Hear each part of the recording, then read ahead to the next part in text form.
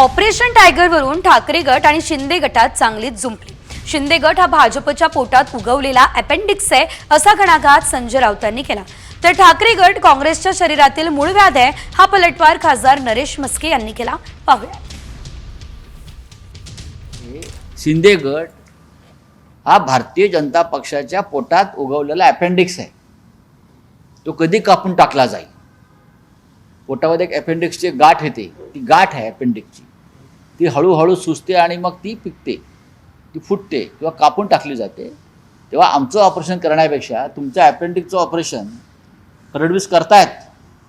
जो भाजपला आलेला हा अपेंडिक्स आहे त्याची तुम्ही काळजी घ्या। आज काँग्रेसच्या शरीरातील मूळव्याध शिवसेना उभाटा ठरलेली आहे। संजय राऊत बांडगुळाची भूमिका करतायत काँग्रेसच्या झाडावरती।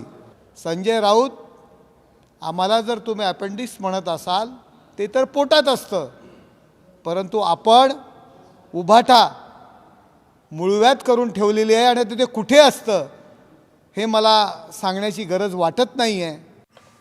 तर दुसरीकडे ठाकरे गटाचे 2 ते 3 खासदार आपल्या संपर्कात आहेत असा दावा शिंदे गटाचे आमदार संतोष बांगर यांनी केलेला आहे। खासदार संजय राऊतही शिंदे गटात येणार असंही त्यांनी यावेळेस म्हटलंय। 3 खासदार माझ्या संपर्कामध्ये आहेत, मी त्यांना भेटलोय।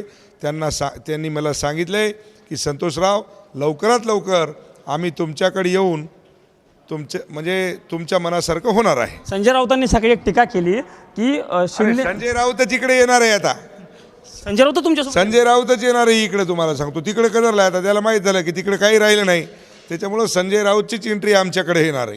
संजय राऊत म्हणजे ह्या 6 मध्ये संजय राऊत पण आहेत म्हणायचं। संजय राऊत 100%च आहेत, नाही आल्याच्या नंतर तर हे सर्व खासदार उद्धव ठाकरे यांची साथ नेमकी का सोडू शकतात, यामागची कारणं काय आहेत बघूयात ग्राफिक्सच्या माध्यमातून।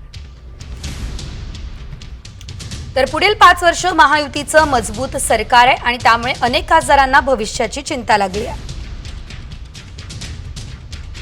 खासदारांना मतदारसंघासाठी निधी मिळण्यात सुद्धा अडचणी येत आहे। केंद्रात आणि राज्यात दोन्हीकडे महायुतीचं सरकार आल्यास फायदा होणार आहे। पक्ष आणि चिन्हाचा मुद्दा गौण ठरलाय। शिंदेंच्या नेतृत्वातील शिवसेनेला विधानसभेत जनतेने स्वीकारलेला आहे। केंद्रात भाजपची साथ असल्यानं मतदारसंघामध्ये विकास कामांना गती मिळण्यास सुद्धा मदत होईल। त्यामुळे खरं तर हे सर्व जे खासदार आहेत ते ठाकरेंची साथ सोडण्याची शक्यता असल्याचं सध्या तरी सांगितलं जातं।